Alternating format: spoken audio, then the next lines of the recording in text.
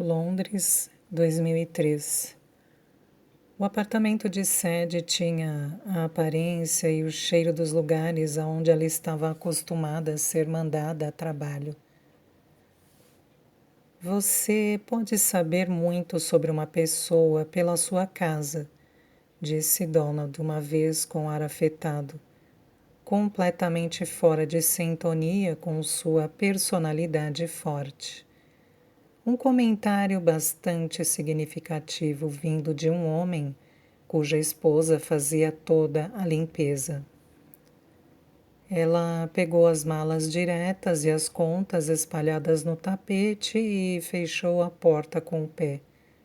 O tempo tinha ficado cinzento, mas quando ela acendeu a luz, apenas uma das 3 lâmpadas funcionou. Pouco mais de 2 semanas fora e uma camada de poeira já tinha se instalado sobre todas as superfícies.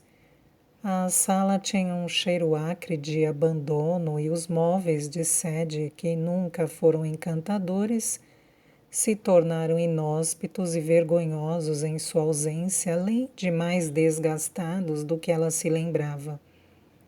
Para aumentar o ar de descuido, desamor e desimportância, havia o vaso de planta na pia da cozinha. Ai, meu Deus, disse Sadie, largando a mala e jogando a correspondência no sofá enquanto se aproximava da pobre e triste carcaça. O que aconteceu com você?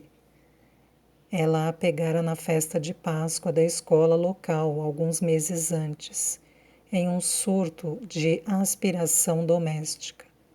Uma resposta ao homem com quem estava saindo, cuja última frase ecoara da escada enquanto ele ia embora. Você está tão acostumada a ficar sozinha que não conseguiria cuidar sequer de um vaso de planta. Sadie esmagou as folhas secas e murchas na pia de aço inoxidável. Ela havia mostrado a ele. O ruído externo, o trânsito e as vozes faziam a sala parecer silenciosa de uma forma não natural. Sadie encontrou o controle remoto e ligou a televisão.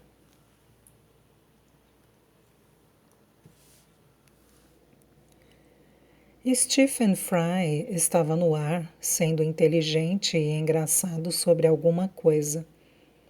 Sadie abaixou o volume para um murmúrio e verificou a geladeira. Mais um desastre.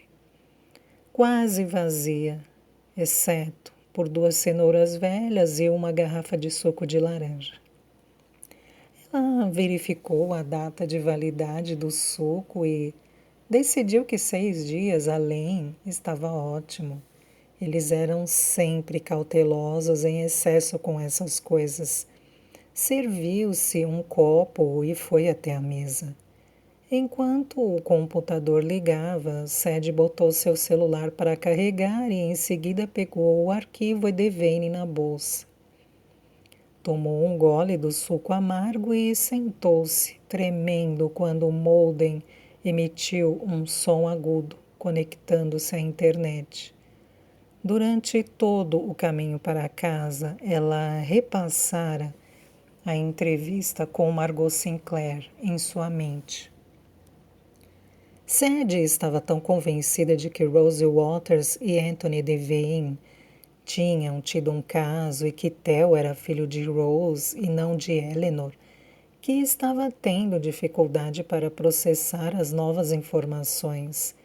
As peças do quebra-cabeça se encaixavam tão bem que precisou de um esforço enorme para separá-las e começar de novo. Talvez fosse por isso que ela se agarrava à intuição de que Anthony Devane era importante. Quando a página inicial de busca apareceu, ela digitou trauma de guerra. Uma lista de sites apareceu em sua tela e ela percorreu as opções até que encontrou o link de um chamado First World War, que parecia confiável. Sede clicou e começou a ler a definição, termo usado para descrever um trauma psicológico, intensidade das batalhas de artilharia, surtos neuróticos em soldados em geral mentalmente estáveis. Havia uma fotografia em preto e branco de um homem uniformizado, olhando fixamente para a câmera com um meio sorriso, seu corpo inclinado de modo que o lado direito do rosto ficasse escondido pela sombra. O artigo continuava. Os soldados passaram a reconhecer os sintomas, mas o reconhecimento pelas autoridades militares foi mais demorado. Ataques de pânico, paralisia mental e física, dores de cabeça terríveis, pesadelos. Muitos continuaram a sentir seus efeitos após anos. O tratamento era, na melhor das hipóteses, primitivo, na pior, até mesmo perigoso. Havia um link na parte inferior da página que levava a um artigo de um tal de Dr. W.H.R. Rivers, no qual ele esboçava suas teorias com base em observações de soldados feridos no hospital de guerra Craig-Lockhart entre os anos de 1915 e 1917. Grande parte do artigo se dedicava a explicar o processo de repressão. O Dr. Rivers sugeria que depois que voltavam, os soldados que passavam a maior parte do dia tentando esquecer seus medos e as lembranças ficavam muito mais propensos a ser acometidos durante o silêncio e o isolamento da noite, quando o sono enfraquecia seu autocontrole e os tornava suscetíveis à invasão de pensamentos medonhos. Fazia sentido. Pela experiência de Sede, a maioria das coisas era mais intensa à noite, sem dúvida. Era quando os pensamentos obscuros dela escapavam de seus limites e se transformavam em pesadelos para assombrá-la. Ela continuou lendo a página. Segundo o Dr. Rivers, a repressão fazia com que os pensamentos negativos acumulassem energia, resultando em imagens de sonho vívidas ou mesmo dolorosas, além dos horrores que corriam violentos pela mente. Sede anotou a frase em seu caderno, considerou-a e então envolveu a palavra violentos. O médico estava se referindo à ocorrência de pensamentos no cérebro do soldado, mas a palavra especialmente no contexto do destino misterioso de Theo e Devane deu a Sede uma sensação de desconforto. Ela sabia que havia uma terceira possibilidade terrível, que o menino podia não ter se perdido nem ter sido levado, mas, em vez disso, encontrado um fim violento. Quando conversou com Clive, ela se perguntou se Clementine Devane poderia estar envolvida na morte de seu irmão, por acidente ou não. Mas e se fosse Anthony? E se fosse o pai de Theo o tempo todo? Sede folheou o caderno de volta às anotações que havia feito durante sua conversa com Clive. Anthony e Eleanor tinham fornecido álibis um para o outro. Eleanor estava tomada pelo sofrimento durante as entrevistas e precisou de sedação ao longo da semana. Clive notara que Anthony era atencioso e muito protetor com a esposa. Ele era muito cuidadoso com ela, contara Clive, gentil e protetor, certificando-se de que ela descansasse, impedindo-a de sair para acompanhar as buscas, mal a perdia de vista. Sede se levantou e se espreguiçou. Quando escreveu essas coisas, aceitara a observação de Clive como prova do vínculo forte entre os Edevanes. O amor de um pelo outro, as ações naturais de um casal passando pelo inimaginável, Ela com certeza não suspeitara de nada, mas agora, vendo pelo olhar de sua teoria em desenvolvimento, e isso é tudo o que era, lembrou-se, um pressentimento construído sobre outro.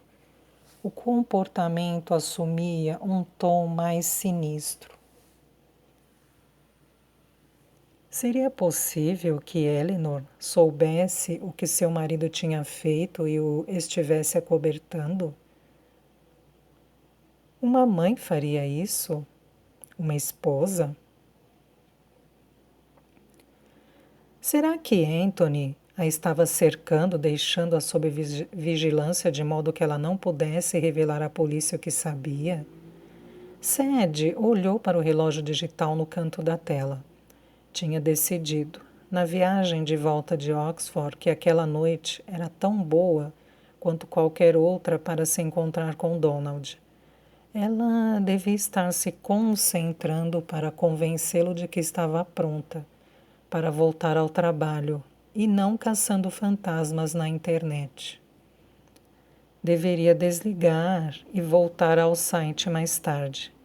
Deveria deixar o caderno de lado e tomar um banho. Observando sua aparência, nada dizia pronta para ser profissional, mas uma anotação rabiscada mais abaixo na página chamou sua atenção. O relato de Clive sobre as visitas anuais de Eleanor a Loyness, e ela continuou lendo. Clive dissera que Eleanor retornava todos os anos com a esperança de que seu filho pudesse de alguma forma encontrar o caminho de volta para casa. Mas isso era suposição. Eleanor não tinha dito a Clive qual era a sua expectativa. Essa fora a interpretação dele das ações dela. E se Eleanor não estivesse esperando que Theo voltasse porque já sabia que ele estava morto? E se sua visita anual não fosse uma vigília, mas uma homenagem da mesma forma que as pessoas faziam peregrinações regulares às lápides daquelas que haviam perdido? Sadie bateu com a caneta no bloco. Ela estava fazendo muitas suposições. Em nenhuma das entrevistas alguém tinha usado a palavra violento para se referir a Anthony Devane, e o Dr. Rivers escreveu sobre a dissociação, a depressão, a confusão, o sentimento de um soldado de que sua luz havia se apagado, mas não fez menção a tendências violentas.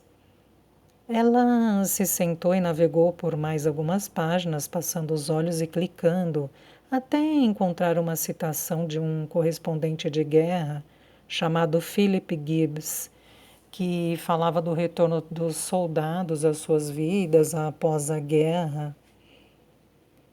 Algo estava errado. Eles vestiam roupas civis novamente. E para suas mães e esposas eram muito parecidos com os rapazes que saíam para trabalhar nos dias de paz, antes de agosto de 1914. Mas não tinham voltado os mesmos homens. Alguma coisa havia mudado neles. Estavam sujeitos à mudança de humor e comportamentos estranhos, crises de depressão profunda, alternando com um desejo inquieto de prazer. Muitos eram facilmente arrebatados por paixões e então perdiam o controle. Muitos tinham discursos amargurados, opiniões violentas, assustadoras. Sadie mordeu os lábios e releu a passagem. Mudança de humor, comportamentos estranhos. Perdiam o controle. Opiniões violentas, assustadoras. Condições que poderiam certamente levar uma pessoa a cometer um erro terrível, um ato hediondo, do qual jamais seria capaz em seu juízo perfeito. Em seguida, havia um artigo sobre as condições das trincheiras na frente ocidental, descrições da horrível falta de saneamento dos ratos, da lama e dos fungos que acometiam os pés dos soldados, dos piolhos que comiam a carne podre. Sadie estava completamente absorta na leitura e quando o telefone da casa tocou, voltou ao presente tão depressa que quase pôde ver imagens na lama e do massacre que se desvanecerem ao seu redor. Ela atendeu. Alô? Era Bertie, sua voz, querida e familiar, um bálsamo de boas-vindas. Só liguei para ver se você chegou bem a Londres. Não tive resposta no seu celular. Você ficou de me telefonar. Ah, vovô, me desculpe. Sou uma péssima neta que não merece alguém como você. Minha bateria está descarregada. Parei algumas vezes no caminho e o trânsito da M40 estava um pesadelo. Acabei de entrar. Ela o imaginou na cozinha da Cornualha, os cães dormindo sob a mesa e sentiu o peito se apertar de saudade. Como vai o dia? Como estão meus rapazes? Com saudade de você. Fui calçar os sapatos e eles foram atrás de mim, esperançosos, prontos para a corrida deles. Bem, você sabe o que fazer. Eles lhe mostrarão o caminho. Ele riu. Posso imaginar quanto eles gostariam de correr comigo. Pareceria mais um galope manco. O arrependimento veio em uma onda inesperada. Olhe, vovô, sobre a outra noite, águas passadas. Fui insensível. Você sente falta de Ruth. Fui sarcástica. É porque você se importa. Gosto da Louise, ela parece gentil. Ela tem sido uma boa amiga. Eu preciso de amigos. Não estou tentando substituir sua avó. Agora me diga, como foi seu encontro com a sobrinha neta de Rose? Um beco sem saída, basicamente. O bebê não era da babá? Parece que não. Sadie fez um resumo de sua conversa com Margot Sinclair. A decepção por sua teoria parecer ter sido destruída, terminando com a notícia inesperada sobre o trauma de guerra de Anthony Devane. Não sei se é relevante, mas estou lendo alguma coisa sobre o assunto e é difícil imaginar um homem passando por tudo isso sem ter sua vida afetada depois, contou Sadie. Enquanto falava, ela foi até a janela e naquela hora estava olhando para a rua onde uma mulher argumentava com uma criança que se recusava a entrar em seu carrinho. Alguém da nossa família foi para a Primeira Guerra Mundial, vovó? O primo da minha mãe lutou em Somme, mas ele morava no norte, então nunca o conheci. E meu tio favorito lutou na Segunda Guerra.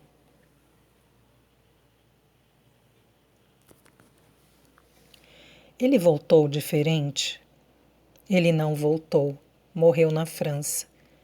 Uma perda terrível. Minha mãe nunca superou. Nosso vizinho, porém, o Sr. Rogers, voltou da Primeira Guerra Mundial em uma condição terrível. Terrível como? Ele passou 18 horas enterrado depois de uma explosão. 18 horas.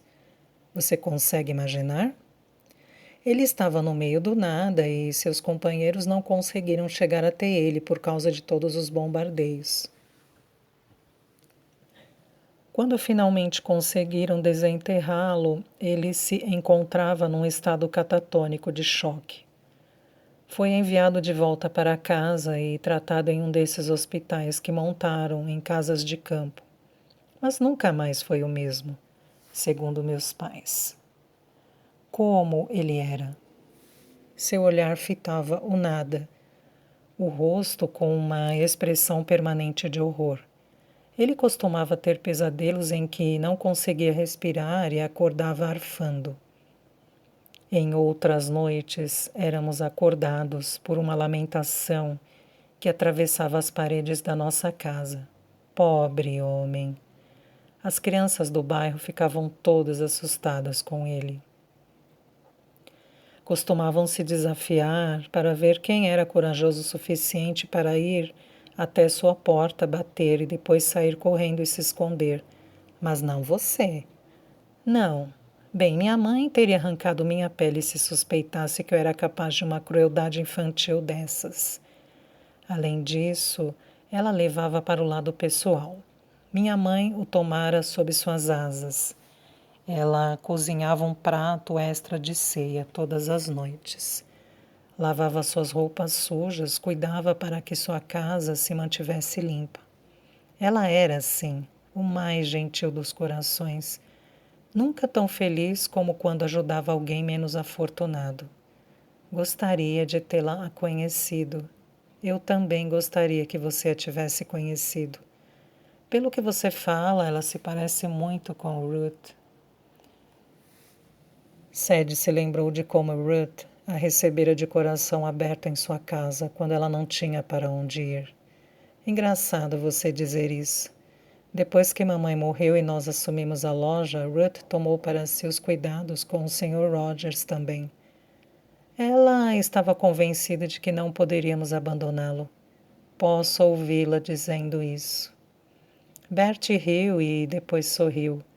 Sadie soube que ele subiria as escadas para o sótão quando terminasse um telefonema, para vasculhar suas caixas atrás de uma pequena lembrança de Ruth. Ele não voltou a mencioná-la, porém, mudando o assunto para preocupações mais imediatas, tangíveis e solucionáveis. Você tem o que jantar? Sadie sentiu uma onda de emoção. Isso era amor, não era? Alguém em sua vida que se importava com o que você iria comer.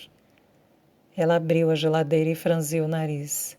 Tenho sim, disse fechando a porta. Vou sair para encontrar um amigo. O Fox and Hounds ficava movimentado nas noites de terça-feira, em grande parte por sua localização de frente para um albergue de mochileiros e por ter instituído um happy hour de 4 horas. Havia outros pubs mais próximos da Met, lugares cheios de policiais, mas Donald dizia que já encontrava muito os colegas no trabalho e valia a pena a caminhada extra para ter uma pausa nos assuntos profissionais. Sadie tinha acreditado nele por um bom tempo, até que percebeu que ele sempre a deixava tagarelar. Sempre falavam de trabalho, geralmente instigados por ele. A verdade era que o Fox and Hounds tinha as cervejas mais baratas daquele lado do Tâmisa, e Donald era um pão duro adorável, mas ainda assim um pão duro. Terça-feira também era a noite em que suas 4 filhas iam jantar em casa, e uma vez Donald dissera a Sadie que precisava de todo o reforço que pudesse para não ter uma dor de cabeça no momento em que entrasse pela porta. As discussões, Sparrow, as brigas e as mudanças de lado, não consigo entender nem acompanhar. Mulheres, ele balançou a cabeça, elas são um mistério, não são? Tudo isso para dizer que Donald era fiel a seus hábitos. Quando saiu para o Fox and Hounds, com o estômago roncando, Sadie sabia que o encontraria sentado, no banco abaixo da imagem moldurada de um sapo. De fato, quando ela chegou, uma espiral de fumaça pairava acima da mesa. Ela pagou por 2 cervejas e depois as levou cuidadosamente pelo salão, pronta para deslizar no banco vazio em frente a ele. Porém, não estava vago. Harry Sullivan tinha se encolhido no canto, rindo alto, sobre algo que Donald acabara de dizer. Sadie pôs suas 2 cervejas na mesa e disse: Desculpe, Harry, não sabia que você estava aqui. Como todos os velhos policiais, Donald vira um número suficiente de coisas estranhas e feias para ter perdido a capacidade de parecer surpreso. O mais próximo a que chegou foi uma leve sugestão de arquear as sobrancelhas. Sparrow, disse ele com um aceno de cabeça, como se ela não tivesse acabado de passar 2 semanas afastada, por insistência sua. Dawn?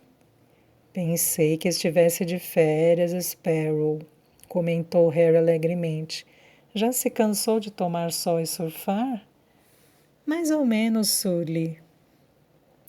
Ela sorriu para Donald, que tomou o último gole de sua caneca e secou o bigode com as costas da mão, antes de empurrar o copo vazio para a beirada da mesa. Cornualha, não é? Continuou Sully. Uma tia minha morava em Truro. Todos os verões, eu, meu irmão e minha irmã. Que tal buscar outra rodada para nós, hein, Sue? Sugeriu Donald. O detetive mais novo olhou as cervejas frescas que Sadie tinha trazido. Abriu a boca para dizer a Dawn que ele já estava bem servido, mas fechou-a novamente. Não era o mais inteligente da corporação, mas a mensagem clara ficou estampada em sua testa larga. Ele acenou com o copo vazio na direção do bar e disse: "Vou buscar outra desta para mim." "Isso aí", disse Donald satisfeito. Sadie se afastou para que Harry pudesse sair do banco e então ocupou seu lugar. O couro estava quente. Uma triste manifestação física de sua crescente sensação de que havia sido substituída. "Então, você e Sue têm trabalhado juntos?" "Sim." "Em algo interessante?" "Uma invasão. Bastante padrão." Sadie estava se coçando para obter mais detalhes, mas sabia que era melhor não pressionar. Pegou o cardápio e deu uma olhada. "Estou morrendo de fome. Você não se importa se eu comer?" "De modo algum." A moda da gentrificação passara batida pelo Fox and Hounds. E o cardápio exibiu uma lista básica de 4 opções, todas servidas com batatas fritas, como era desde 1964. A gerência tinha tanto orgulho de sua resistência à mudança que o fato foi estampado em letras garrafais na parte superior do cardápio. Não é preciso dizer que Donald aprovava isso inteiramente. "Malditas tapas", dissera a Sadie em mais de uma ocasião, quando um caso os levava mais longe. "O que há de errado com uma boa torta à moda antiga?" Quando as pessoas ficaram tão frescas. A garçonete veio e Sadie pediu fish and chips. "Quer alguma coisa?" Donald balançou a cabeça. "Jantar em família", falou sombrio. A garçonete saiu e Sadie tomou um gole de cerveja. "Está tudo bem em casa?" "Muito bem. E você está ocupado?" "Muito. Olha, Sparrow." "Também estive ocupada trabalhando em um caso arquivado." Mesmo antes de terminar a frase, Sadie se arrependeu. Ela não pretendia mencionar os Edevanes. Procurar uma criança desaparecida havia 70 anos, rastrear velhas plantas e arquivos policiais, fazer entrevistas com os descendentes dos envolvidos, não era o tipo de coisa que gritava descanso e recuperação. Mas ver Sully sentado lá em seu lugar a deixara furiosa, idiota. No entanto, não havia como voltar atrás e Sadie achou que o melhor a fazer era seguir em frente, com um novo assunto cobrir seu erro. Porém, mesmo enquanto pensava nisso, sabia que era tarde demais. Donald parecia ter ficado de orelha em pé, como um pastor alemão ao farejar um coelho. "Caso arquivado? Para quem?" "Ai, não é nada, na verdade. Um velho policial da Cornualha estava precisando de ajuda." Tomou um gole de cerveja, ganhando algum tempo antes de agravar a mentira.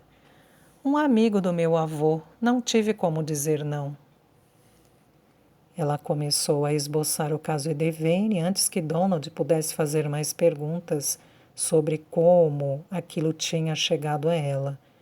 Era melhor que pensasse que ela estava sendo benignamente útil do que estranhamente obsessiva. Ele ouviu, balançando a cabeça de vez em quando, enquanto deslizava minúsculos pedaços de tabaco caídos sobre a mesa. Tenho a impressão de que esse choque é importante, disse Sadie, enquanto a garçonete colocava um prato de peixe e fritas na frente dela. Você e sua intuição, hein? Sadie amaldiçoou a escolha ruim de palavras, mas não hesitou. Você entende disso? Transtorno de estresse pós-traumático? Um pouco. Lembrou então que o sobrinho de Donald tinha servido na Guerra do Golfo. Seu parceiro não era a mais loquaz das pessoas, mas havia referências veladas suficientes para que Sadie percebesse que Jeremy não tivera o que se poderia eufemisticamente chamar de uma boa guerra, entre aspas. É uma droga. Quando pensamos que vencemos uma etapa, ela o atinge de novo.